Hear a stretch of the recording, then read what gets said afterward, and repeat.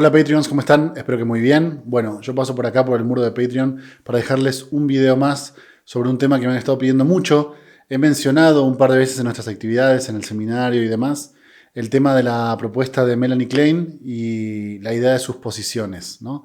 La posición esquizoparanoide y la posición depresiva. Así que bueno, paso en este momento para que dejarles algunas puntualizaciones, porque muchos de ustedes me comentaron que si bien están mucho más familiarizados con la propuesta de Freud o con la de Lacan, no tienen tan en clara la idea kleiniana, la propuesta kleiniana, así que me gustaría dejarles algunos puntos, quizás a modo de introducción. Yo no me considero particularmente kleiniano, no sé demasiado la teoría de Klein, si bien estudié con kleinianos y estudié Klein mucho antes de conocer a Lacan, no es una autora que yo maneje con tanta facilidad, ¿no? Así que bueno, tomen esto que les voy a decir como algunos puntos introductorios que pueden servirles para empezar a pensar la propuesta de esta autora tan importante del psicoanálisis a la altura de Freud o de Lacan, ¿no? Hablemos entonces de la posición esquizoparanoide para empezar. Tengo mis notas, voy a tratar de puntualizar algunas cosas lo más fiel al texto de Klein posible y de ahí plantear algunas explicaciones. Creo que vale la pena empezar por decir que Melanie Klein observó, ¿sí? Toda la teoría kleiniana se jacta mucho de ser una teoría tomada de la empiria, ¿sí? Tomada del trabajo clínico en el consultorio. Es uno de los elementos que se escucha frecuentemente. Ustedes sabrán que Melanie Klein no era médico, no estaba formada en medicina, y eso le valió, además del hecho de ser mujer, obviamente, ¿no? En ese momento, en psicoanálisis, le valió muchas críticas por parte de los psicoanalistas de aquella época, ¿no? Eh, Sin embargo, este punto de la sensibilidad clínica, ¿no? De la posibilidad de recoger datos empíricos de un trabajo clínico bastante especial, según cuentan algunos, le valió el respeto de estar a la altura de esos otros dos analistas que sí se caracterizaron muchísimo por su erudición, ¿no? Como Freud y como Lacan. Klein quizás no tanto por ese lado, sino por la forma de escucha clínica. Eso es algo que siempre se le escucha decir a los kleinianos. Entonces, Klein observa que los niños, empieza a trabajar con niños y observa que los niños podían partir un objeto en dos, podían dividir un objeto en dos, ¿no? Es decir, disociarlo. ¿Qué significaba disociarlo? Que lo que hacía el niño era separar el aspecto bueno del aspecto malo del objeto. Y entonces Klein denomina a este mecanismo splitting, ¿no? Disociación. Y entonces en un texto de 1946, que lleva por título Notas sobre algunos mecanismos esquizoides, propone la existencia de esta posición, una posición esquizoparanoide, ¿no? Ustedes saben que esquizo viene justamente de la división. Y paranoide, de la parte paranoica que esto implica, que ahora voy a explicarlo en un momento más, ¿no? Entonces, la idea básicamente es que esta estructura, ¿no? Esta posición organiza la vida mental en los primeros 3 meses de la vida del bebé, ¿sí? Fíjense que el pensamiento kleiniano está caracterizado por la idea de lo temprano, ¿no? Por el trabajo. Si bien es cierto que Freud ya había supuesto siempre el origen de la neurosis en elementos tempranos, en la infancia, siempre lo había deducido, por decirlo de alguna forma, del trabajo con adultos. Quizás exceptuando a Hans, que como tal tampoco es que Freud lo haya atendido, pero quizás exceptuando a Hans, todos los otros pacientes de Freud habían sido adultos. Pero él se había dado cuenta que había elementos de la vida infantil de los pacientes que tenían mucho que ver con sus problemáticas traumáticas, ¿no? Entonces, cuando muere Freud y la corriente psicoanalítica se divide en dos partes, ¿no? En el anafreudismo y en el kleinismo, el anafreudismo sostenía esta propuesta freudiana de que antes de los 4 años, 4 o 5 años, si no está finalizado el complejo de Edipo, no hay superyo, por ende no hay represión, por ende no tiene sentido hablar de neurosis en niños. Y Klein, digamos, uno de sus grandes valores fue haber apostado por la atención de niños en una etapa de su vida muy, muy temprana. Entonces, por eso la propuesta, por ejemplo, que si quieren lo hablaremos otros días, ahora no, del superyo temprano, del yo temprano, ¿no? Del complejo de Edipo temprano, que bueno, son elementos necesarios teóricos para poder pensar su propuesta en psicoanálisis. Algún día, si les interesa, déjenmelo acá escrito y trabajaremos qué significa superyo y Edipo temprano. La idea entonces es que la posición esquizoparanoide organiza la vida mental de los primeros 3 meses de vida del bebé, ¿sí? Y está constituida por ciertos elementos que me gustaría enumerar para ustedes. El primero sería una ansiedad persecutoria, ¿sí? Es decir, el yo teme todo el tiempo ser atacado. Ahí está, en esta cuestión persecutoria ustedes pueden ver la razón del título de paranoide, ¿no? Todo el tiempo lo que se supone es el yo siendo atacado por un objeto externo. No pierdan de vista que esta teoría es la teoría de las relaciones objetales. Entonces, todo se piensa en términos de relación objetal. Justamente por eso fue Lacan quien dijo que ese análisis estaba bien, pero estaba enfocado en lo imaginario, ¿no? Justamente porque lo imaginario en Lacan tiene que ver con la idea de la especularidad, que es tan importante en la teoría de Melanie Klein, ¿no? Y que quizás es tan importante en los primeros 3 meses de vida, la verdad, siendo sinceros. Entonces, esta ansiedad persecutoria lo que implica es que el yo todo el tiempo tema ser atacado, justamente por la proyección que el mismo yo hace de sus elementos negativos en el objeto, después teme que esos objetos vuelvan de manera retaliatoria hacia sí mismo. Eso ya lo voy a explicar en un ratito. El segundo elemento que tenemos que señalar de la posición esquizoparanoide es precisamente la relación con el objeto parcial, ¿sí? O sea, las relaciones en este momento de la vida o en esta posición se dan con objetos parciales. Parciales acá, eso genera un problema en psicoanálisis, ¿no? Porque puede surgir la confusión de la pulsión como parcial.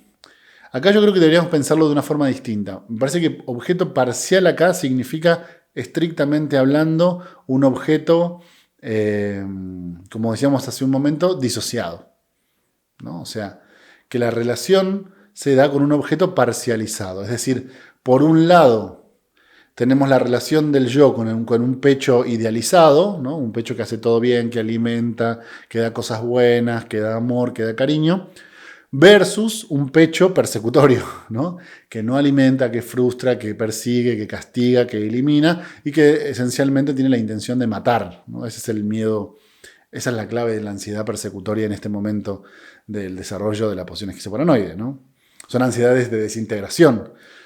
Por eso es tan interesante la idea de lo primitivo, ¿no? ¿Qué quiero decir con esto? Que no son las mismas ansiedades que le ocurren a un paciente neurótico, ¿no? Un paciente neurótico tendrá, en un sentido freudiano, ansiedades de castración, pero no ansiedades de desintegración, no la sensación de romperse y desaparecer y morir, ¿sí? Ven cómo esto, ustedes saben que a lo largo de los desarrollos post-freudianos se fue pensando cada vez más que cuanto antes se dan los momentos de frustración en la vida, más graves son las patologías que desencadenan, ¿no? Eso se pensaba abiertamente en la IPA. No sé si todavía se sigue pensando lo mismo. Y un tercer elemento por el cual está constituido, además de la ansiedad persecutoria y de la relación de objeto parcial, es el hecho de que el yo se va a proteger con mecanismos que son muy intensos y mecanismos omnipotentes, ¿sí?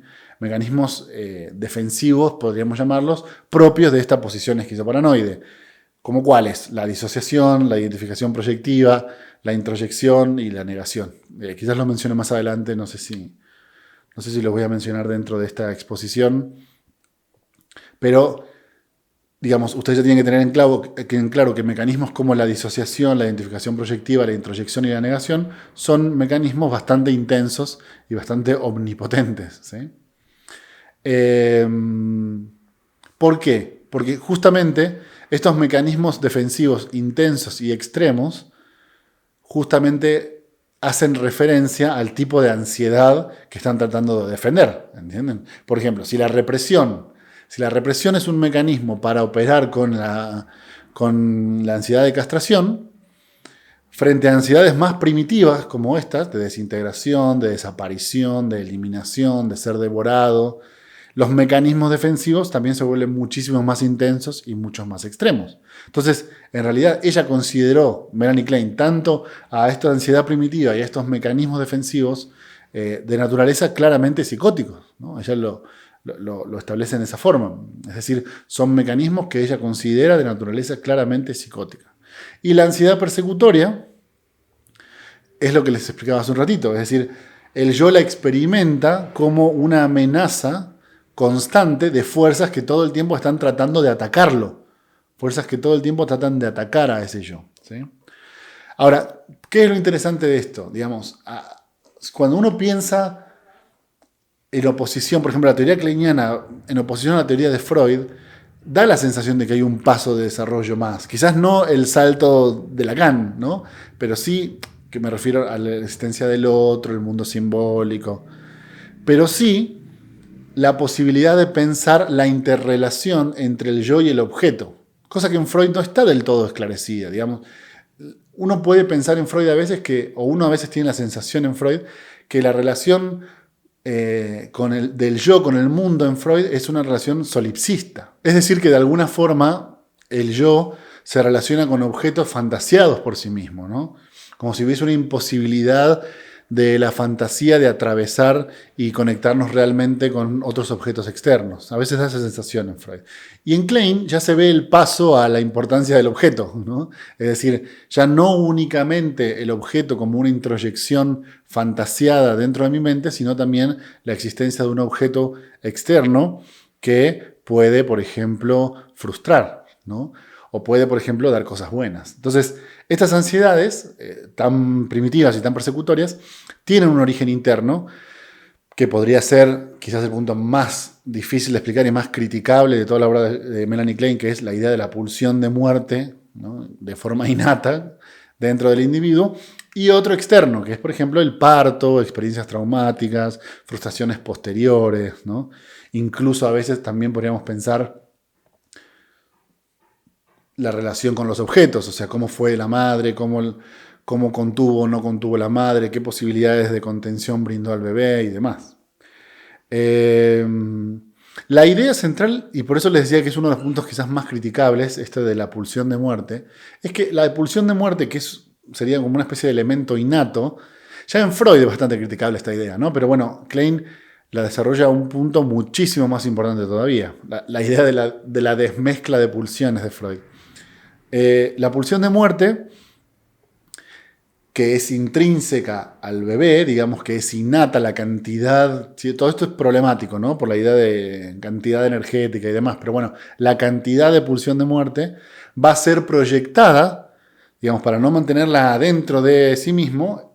El bebé, el yo del bebé, que es un yo también primitivo, lo que hace es proyectar todas estas cuestiones de pulsión de muerte en el primer objeto externo. ¿Y cuál va a ser el primer objeto externo? Obviamente para Klein, el pecho de la madre, ¿no?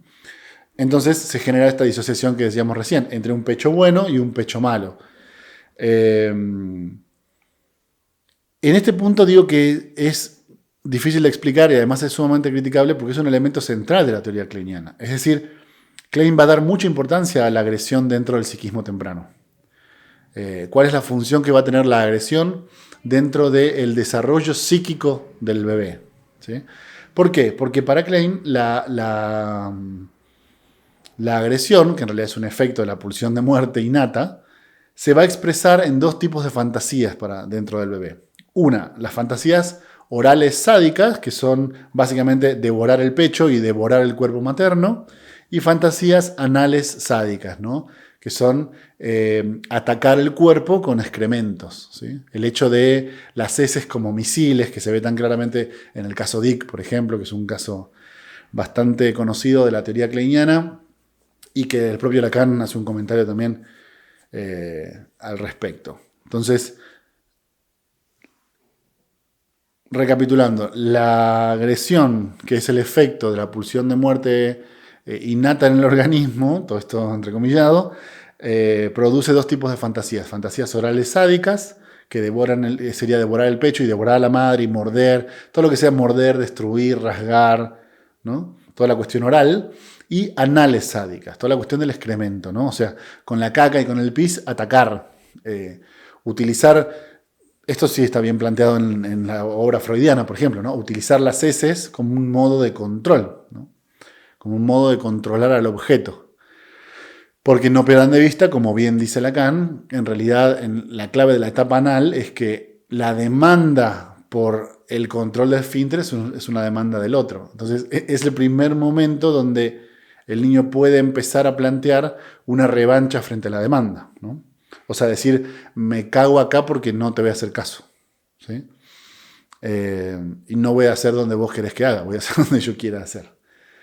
Me parece que la clave de la disociación es que, digamos, la clave de disociación como mecanismo fundamental de la posición esquizoparanoide es precisamente que el bebé va a percibir al mundo, tanto al mundo externo y a sí mismo como dividido en dos partes, y este para mí es el punto central, en dos partes que son irreconciliables, son inconciliables. Es decir, el elemento bueno y el elemento malo están completamente polarizados. Esto es algo que uno ve muy frecuentemente en los pacientes graves. Cuanto más grave es el paciente, más tienden a tener este tipo de polarizaciones. Entonces, cuando el objeto está en una posición idealizada y buena, es como el mejor objeto del mundo, y cuando frustra, enoja y molesta y no hace lo que uno quiere, es el peor objeto del mundo, ¿sí?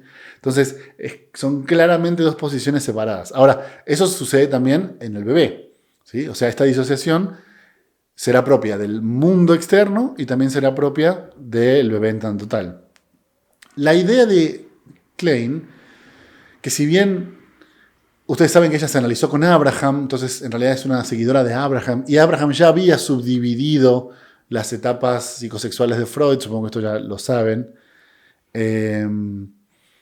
Me parece que hay un paso interesante entre las etapas freudianas y las posiciones kleinianas, ¿no? Es decir, la posición kleiniana te permite la idea pendular de volver, ¿no? De pasar de una a otra. Incluso un paciente adulto neurótico en ciertas situaciones que le generan ansiedad puede moverse de una a otra. Entonces, la idea general es que a medida que avanza el desarrollo, esta estructura esquizoparanoide evolucionaría, ¿no? Hay momentos en los cuales estos objetos que son tan claramente disociados se integrarían, ¿no? ¿Por qué? Porque así como hay proyección de la pulsión de muerte en el objeto externo que lo vuelve un objeto persecutorio, también es verdad, digamos, podríamos decir que también es verdad que hay momentos en los cuales el objeto es bueno, ¿no? O sea, que mamá cuida, mamá calma, mamá alimenta, mamá da cosas buenas, mamá contiene mentalmente. Y entonces hay algo de ese objeto bueno que también puede introyectarse.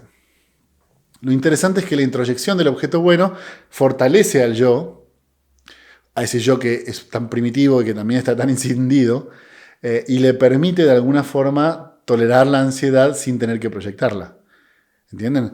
Le permite tolerar la ansiedad de sentimientos destructivos sin tener que necesariamente proyectarla en el objeto. Esa es una de las características centrales, digamos.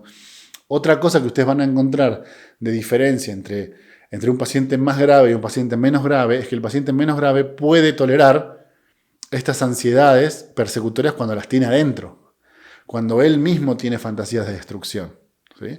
En cambio, un paciente más grave rápidamente lo que hace es proyectar estas fantasías en el objeto. Entonces, claramente se vuelve algo paranoico, ¿entienden? Esto ya lo había descrito Freud muy bien cuando trabaja el problema de la paranoia, cómo funciona como un mecanismo proyectivo, ¿no? O sea, uno proyecta las fantasías agresivas inconscientes en el objeto y después el objeto te viene a matar.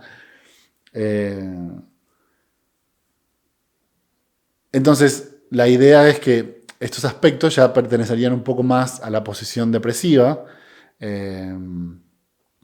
y cuando nosotros los vemos clínicamente también podrían hacernos pensar en un paciente que está mejorando en análisis, ¿no? Es decir, que de pronto se empieza a introyectar cosas buenas del objeto y entonces el yo se vuelve más fuerte para tolerar la ansiedad sin proyectarla, para poder sentirse mal, para poder tener fantasías agresivas sin tener que necesariamente proyectarlas en el objeto, ¿no? Ahí podríamos estar viendo el paso o el inicio del paso hacia una posición más depresiva. Y de hecho, hay un elemento fundamental y es que los factores externos también tienen una incidencia en el proceso del desarrollo psíquico, ¿no? O sea, las experiencias buenas van a fortalecer la confianza en el objeto, y las experiencias malas, ¿no? Experiencias de temor o experiencias de persecución, refuerzan abiertamente los mecanismos esquizoides. O sea, yo recuerdo cuando estudiaba, teníamos una profesora que era kleiniana y ella nos ponía el ejemplo de una paciente. Fíjense qué tremendo esto, que su madre, ella era una bebé, y cuando lloraba, la madre se angustiaba tanto por el llanto de la bebé que lo que hacía era salir al patio de la casa, poner la cuna afuera de la casa, con la bebé llorando, y ella entraba y cerraba la puerta, ¿no? Entonces la bebé lloraba y lloraba y lloraba por horas. Lloraba por horas, por hambre, por frío, por lo que sea que tuviera, por necesitaba que la cambiaran, por lo que sea. Pero ven, o sea, lo que trato de decir con esto es que no le quitemos el peso a los factores externos, porque también pueden implicar factores como esto de temor, puede generar un reforzamiento de los mecanismos esquizoides. Así que bueno, por acá voy a dejar la primera parte de la presentación. Estuvimos hablando un poco de la posición esquizoparanoide. Si les interesa, déjenme mensajes y hablamos también de la posición depresiva. Muchas gracias a todos Patreons. Les dejo esto en el muro de Patreon y probablemente después lo compartiremos en YouTube para el resto de las personas. Espero sus dudas, preguntas y comentarios y nos vemos en un nuevo video de este canal. Que estén muy bien.